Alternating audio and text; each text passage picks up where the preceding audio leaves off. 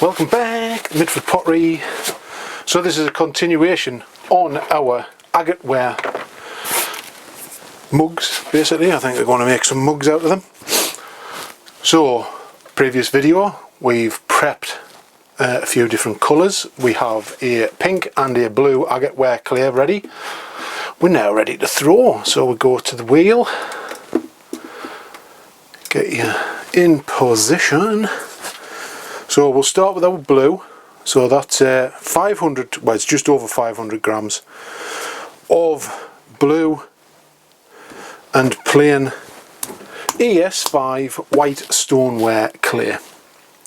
And we're just going to throw a big mug, basically. It's nice to get back on the wheel.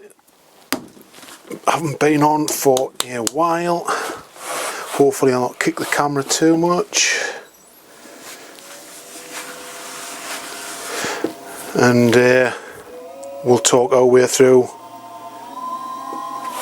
a little bit. Just get that pedal out of the way because I'm going to kick the camera.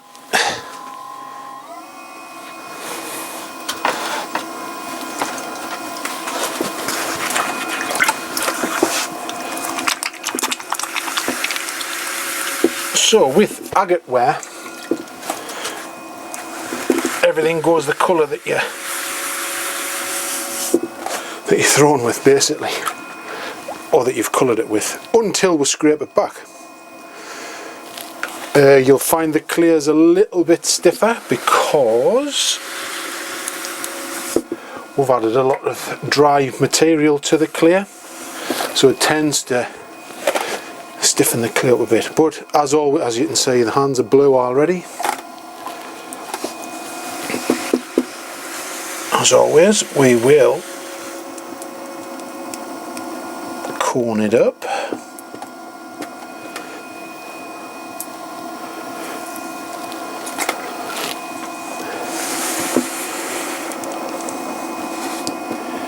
Cone it up. And centre it down, so I'll push that into my hand.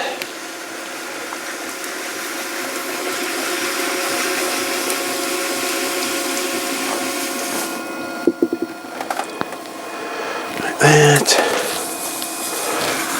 Like I said, it does dry out pretty quick because of the colourant.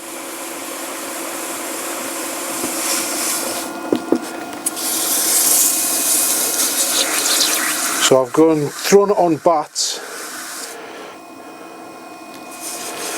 Idea being it'll be easier to clean up because, as you can see, we now have a blue trail everywhere.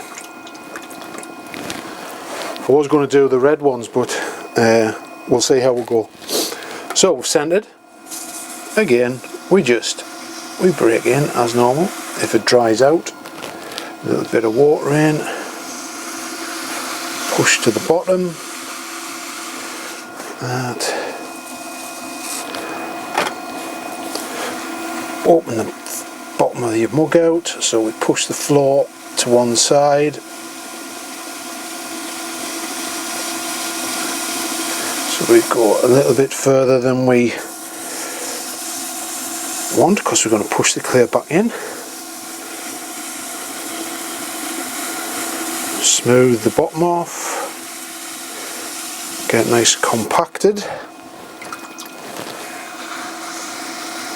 Then we're going to collar the top in, like so. We slow our wheel a bit. Get rid of some of this blue water back into the middle. So we do our first lift. So this one's pretty quick.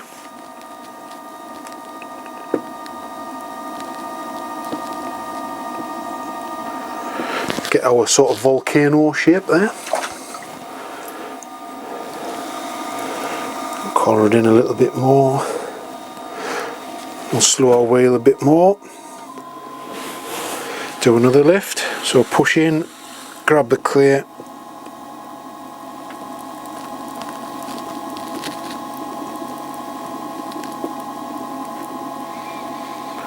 More of a vertical lift instead of trying to push it inwards. and we will compact our top edge.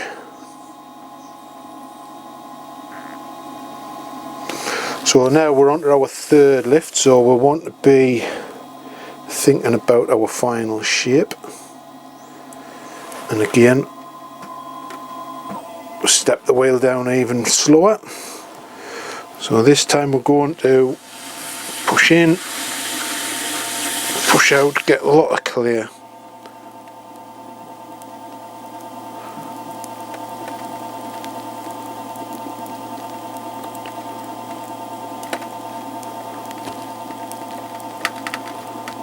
Lift it nice and tall and straight, and I think that's a pretty good shape, so I'm happy with that.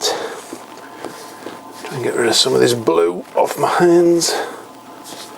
Right, so this is the interesting bit. A little sponge. I'm very short on sponge on sticks. I use this one. We use the super long one. This is for big pots, but wet the sponge.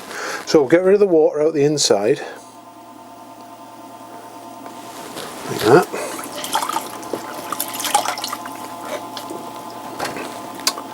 Get rid of water. I need a throwing stick, so we got our throwing stick. Put a bit of water on it. So what I'm going to do, we're going to trim this bottom bit here, and you see alright, check the camera, yes, we're alright there, so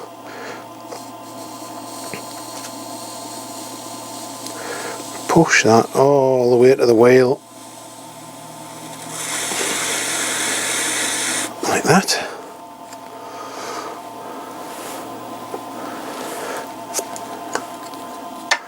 Get our pin tool, take this excess clear off, out of the way, so the pin just loosens it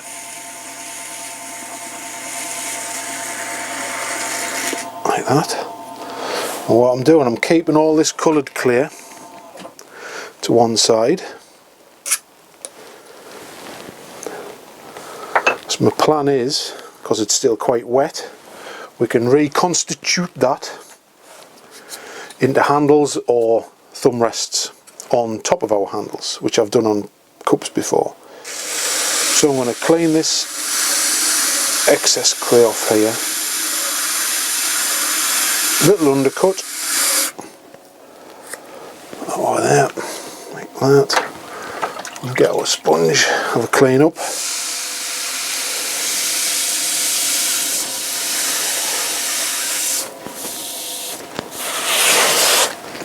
Don't know what's happening to me sponge on my wheel, it's all dropping to bits. Probably his lack of use. So, we're nearly ready for the magic reveal. So what I'm going to do, so you can see it better, I'm going to readjust the camera. So I shall just pause it for 1 minute and readjust so we get a better view of when we reveal the grain of the clay, basically. Now, to do this, we need a metal rib. Have I got a metal rib? Got one somewhere. So, metal foil rib. This is what you need to reveal the grain. And that's a round one. Have I got a flat one? I think I'll use a flat one so I can get right to the edge, which we have. So that's just a square one. Be careful, very sharp. I've cut my finger many a time on these things. So what we're going to do, we're going to reveal the grain on this. And what we want to do first, just do a little prep. So we're going to do the top edge, get the wheel going. Only got to be going like that. So we've got our chamois. So we'll do our top edge, which is we just round it off so it's nice smooth like that, like so. So this is, so wet the fingers. And what I'm going to do, I'm going to push against it slowly or gently inside. So let me zoom in a bit.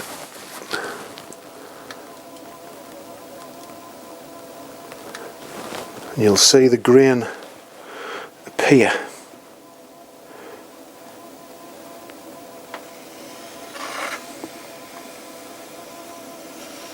He says, hopefully. So what we're doing, we're scraping the slip off the surface.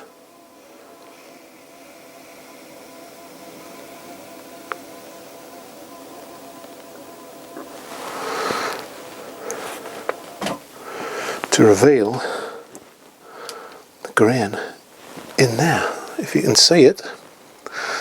So there you are, you get a nice grain effect in there. So that's the, zoom back out.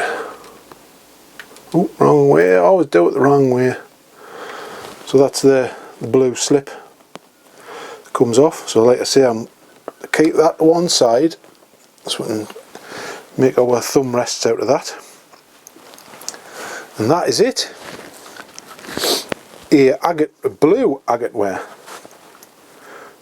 bowl, mug, even a bowl, you fella. So next thing's left to do, we get our little mini bats, which we'll put there. We need a cut off wire, which is here, staring me in the face. Clean that off. So that's our twisted cut off wire a la Hsinchuen Leach. So we slowly going round under tension, bring the wire straight towards you, so it does about one revolution. Put our clay over there, that on there, that on there, that on there. Dry hands, clean hands as well for this stuff. And then we go like that onto our bat, and there we are. Ta-da! A blue agateware mug, or the start of it, handle to go on there.